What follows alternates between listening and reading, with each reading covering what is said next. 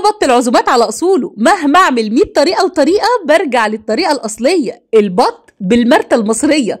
اولا لازم ننضف البطه كويس كده، شيلي اي حاجه موجوده في القفص الصدري اعزكم الله، الجزء اللي ورا ده بيبقى فيه كوره لازم تقطعيه، كمان شيلي المؤخره تماما واطراف الجناحات، اوعي تقرفي، كل ما البطه نطفت كويس تاخدي منها احلى طعم واحلى شوربه. حطي ايدك كده في الرقبه تشيلي اي زوايد، عايزه تشيلي جلد الرقبه مفيش مشكله، ابتدي كمان لقطي اي شعر موجود فيه، في ناس بتحرقه بس الصراحه انا بجيبه نضيف كده وزي الفل، بس بشيل الشعر الخفيف.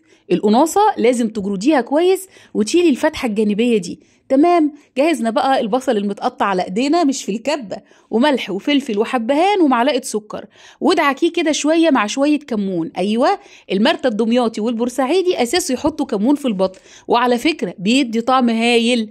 في ناس تاخده تشويحه على النار وفي ناس تعمله ني في ني، وانا بحب الاتنين. عايزه تحشيه رز وفريك زي ما انت عايزه يا ست الكل. وابتدي بقى على طول كده اديله صدمه بعد ما تتبليه من الناحيتين، بعدين انزلي بالطماطم والجزر والورق اللورا بقى والحبهان وكل المنكهات مع شويه عصير طماطم فريش.